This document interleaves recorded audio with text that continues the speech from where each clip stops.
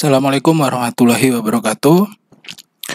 Video kali ini saya akan membahas tentang perhitungan lajur perum berkaitan dengan skala survei yang digambarkan.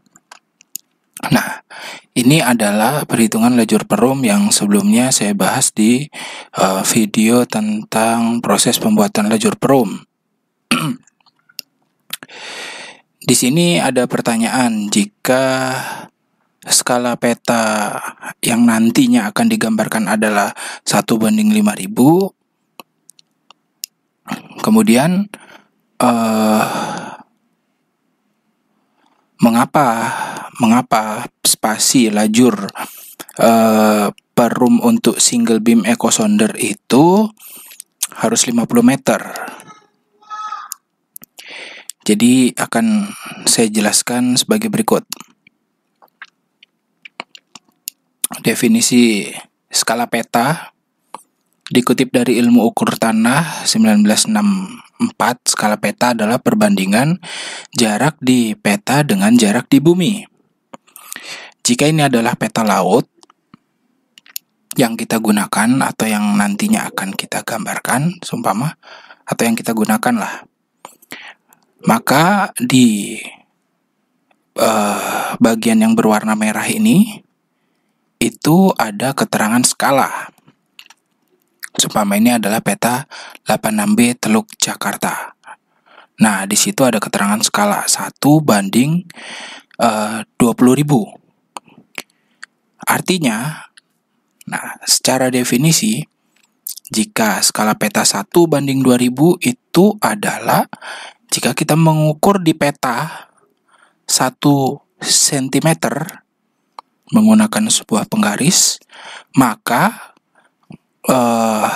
ukuran sesungguhnya di bumi atau di kehidupan kita ini itu sama dengan 20.000 cm atau di lapangan, atau setara dengan 200 meter di lapangan. Nah, gambarannya seperti ini. Ini sebagai ilustrasi.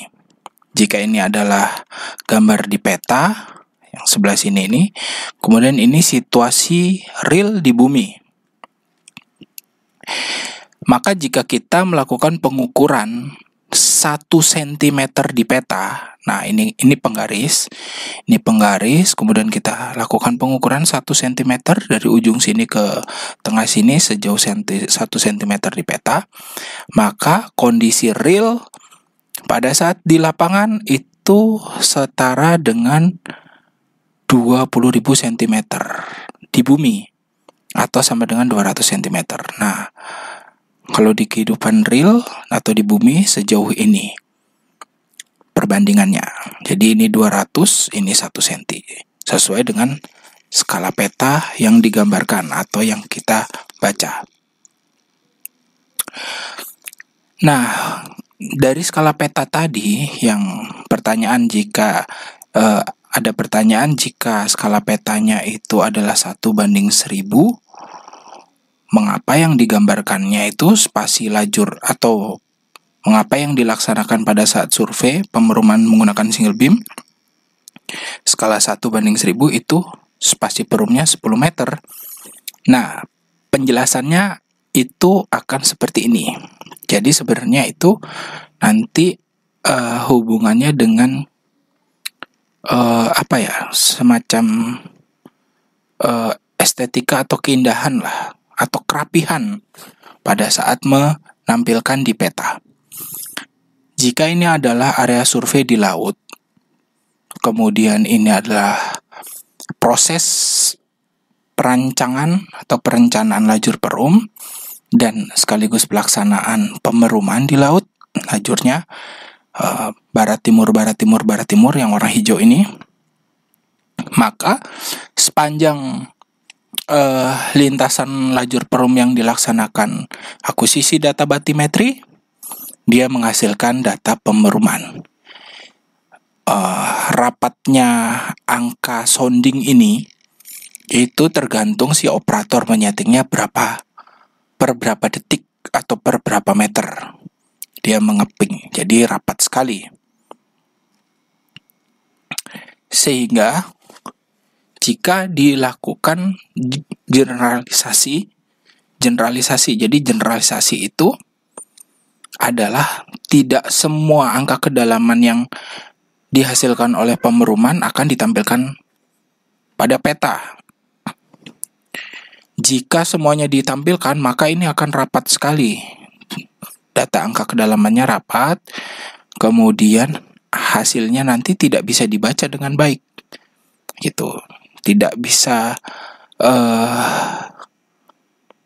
jadi informasinya itu tidak bisa ditangkap dengan baik, saking banyaknya data, saking rapatnya. Ini kalau datanya semua dimasukkan mungkin lebih rapat daripada ini. Ini renggang-renggangnya lumayan lah kelihatan. Tapi kalau aslinya, karena dia bisa jadi per detik atau per meter, itu sangat rapat sekali.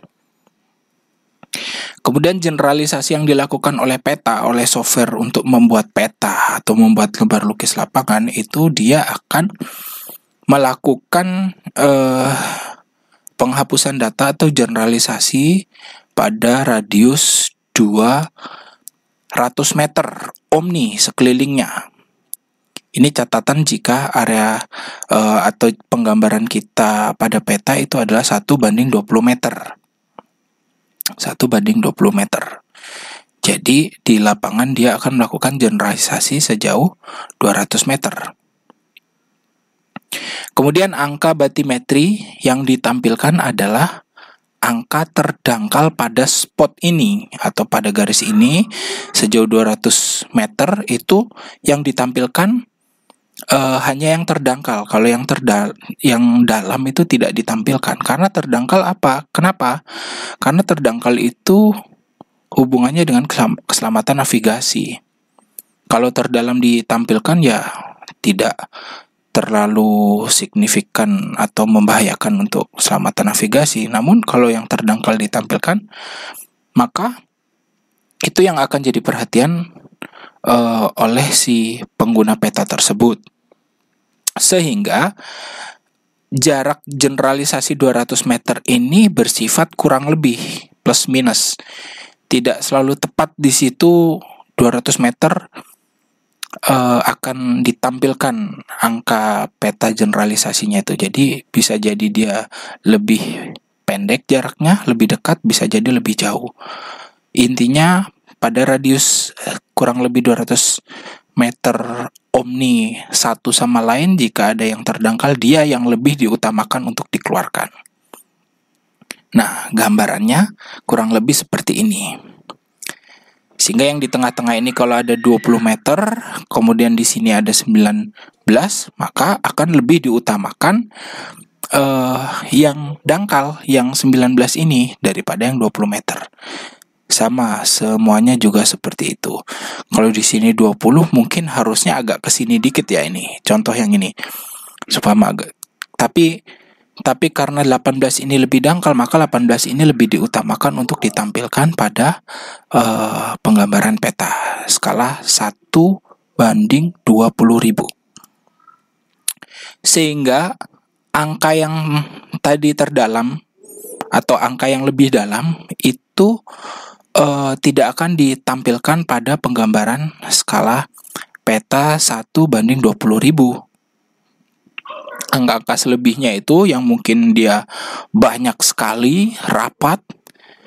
Kalau semuanya ditampilkan, maka estetika peta itu akan sangat jelek. Informasi yang harusnya optimal didapat oleh si pengguna peta, maka tidak akan optimal atau bahkan mungkin tidak jadi bersifat informasi karena saking rapatnya data atau tidak teratur. Nah, dengan melakukan generalisasi, menampilkan angka terdangkal atau yang dapat membahayakan keselamatan bernavigasi, maka tampilan angka batimetri atau angka pada peta laut menjadi indah tanpa mengabaikan keselamatan bernavigasi. Intinya keselamatan navigasi itu utama. Sehingga yang disajikan pada lembar peta navigasi atau peta laut adalah seperti ini.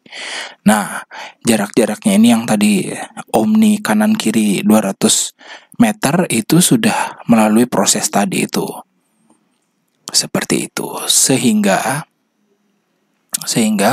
pada saat kita melakukan pengambilan data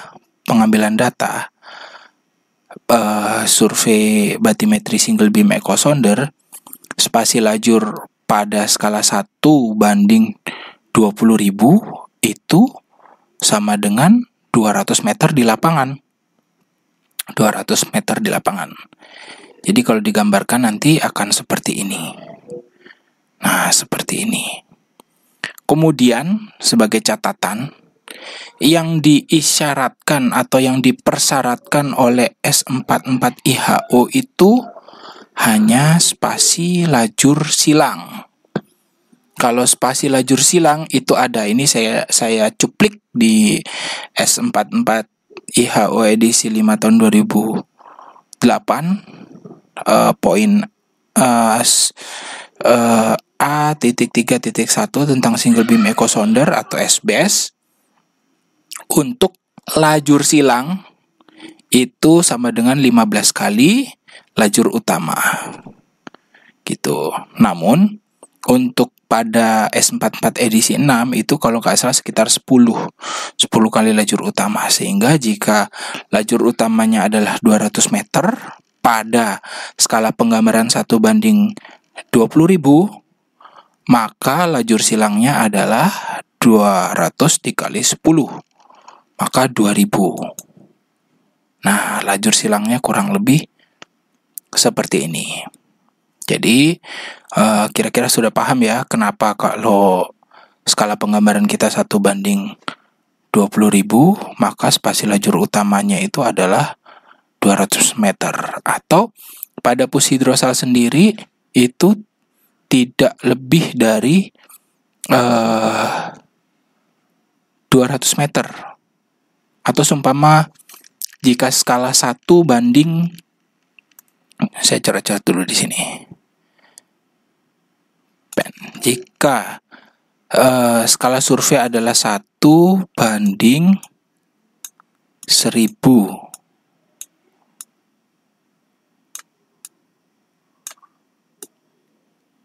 nah, maka di pus hidrosal itu sendiri kalau melakukan survei pemeruman itu tidak akan lebih dari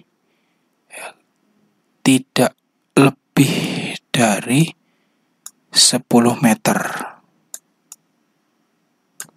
Atau bisa jadi yang selama ini kita gunakan itu kita pakai 8 meter. Ini meter ya, meter. Nah, seperti itu. Mengapa? Ini alasan utamanya adalah untuk keselamatan navigasi. Tentu saja jika lebih rapat, maka cakupannya itu akan lebih baik, terutama untuk fitur-fitur bawah laut itu akan terdeteksi, akan lebih rapat, lebih bagus, namun tidak mengabaikan faktor lama.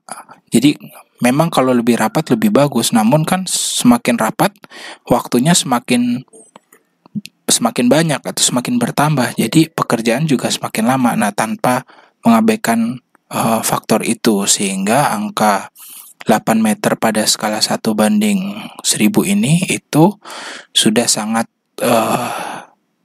baik lah. Dari faktor keamanannya baik, dari faktor kecepatan atau lama kerja juga tidak terlalu lama. Ya, kalau menurut saya sangat bagus keputusan yang diambil untuk spasi lajur 8 meter pada skala 1 banding 1000. Demikian video yang sedikit ini, semoga bermanfaat. Jika kalian merasa video ini bermanfaat, silakan tekan tombol like. Jika video ini tidak bermanfaat, silakan dislike.